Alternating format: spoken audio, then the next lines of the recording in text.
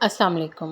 گرمی کے موسم میں اللہ تعالیٰ نے پسینے کے ذریعے ہمارے جسم میں ایسا قدرتی نظام نصب کیا ہے جس سے گرمی کا سامنا کرنے پر ہمارے جسم میں موجود گلینڈز پسینے کو خارج کرتے ہیں، جس سے جسم کو ٹھنڈک اور تازگی ملتی ہے۔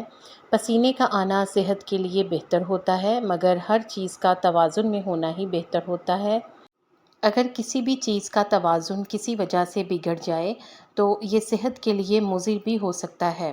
اسی طرح زیادہ پسینہ آنا بھی صحت کے لیے خطرناک ہو سکتا ہے۔ کچھ لوگ ایسے بھی ہوتے ہیں جن کو ہر وقت پسینہ آتا رہتا ہے۔ ایسے لوگ در حقیقت ایک بیماری ہائپر ہائیڈروسس میں مبتلا ہوتے ہیں۔ اس بیماری میں مبتلا افراد کو بغیر کسی وجہ کے بیٹھے بٹھائے پسینہ آتا رہتا ہے۔ ایسے افراد کے ہاتھوں کی ہتھیلیاں ہر وقت پسینے سے گیلی رہتی ہیں۔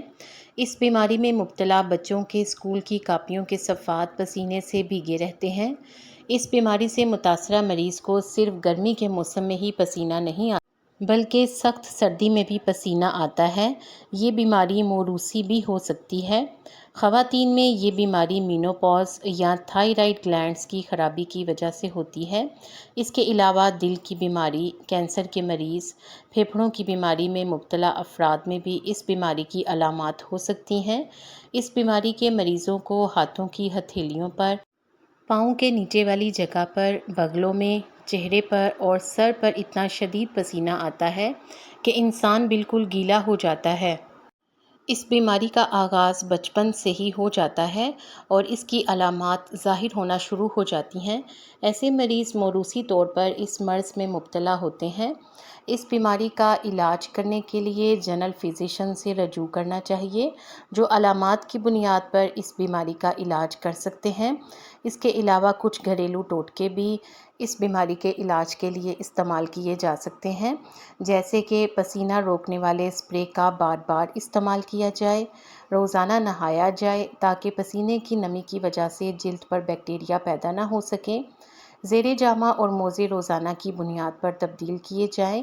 اس کے علاوہ اگر پاؤں پر زیادہ پسینہ آتا ہو تو ایسے جوتوں کا استعمال کیا جائے جو خالص چمڑے کے بنے ہوئے ہوں۔ پلاسٹک یا دیگر مصنوعی اجزاء سے بنے ہوئے جوتے ایک طرف تو زیادہ پسینے کا باعث بنتے ہیں، دوسری طرف پسینے کی وجہ سے ناگوار بو کا بھی باعث بن سکتے ہیں۔ اس کے علاوہ ہاتھوں اور پاؤں کو پھٹکری والے پانی سے دھونے سے بھی پسینے میں کمی واقع ہوتی ہے۔ اگر بیماری کی شناخت ابتدائی مرحلے پر ہی ہو جائے تو اس کا علاج کسی حد تک ممکن ہے، ورنہ اگر بعد میں پتہ چلے، دیر سے پتہ چلے تو اس کے علاج سے پسینے میں کمی تو واقع کی جا سکتی ہے، مگر اس سے مکمل طور پر چھٹکارا نہیں پایا جا سکتا۔ اگر آپ کے ارد گرد بھی ایسے افراد ہوں تو انہیں اس بات کی آگاہی دیں تاکہ وہ اپنا علاج کروائیں یا پھر گھریلو ٹوٹکوں کے ذریعے اس بیماری کو دور کریں۔ امید ہے کہ آپ ویڈیو کو لائک کر دیں گے، چینل کو سبسکرائب کر کے گھنٹی کا بٹن بھی ضرور پریس کر دیں۔ آپ سب کے تعاون کا شکریہ۔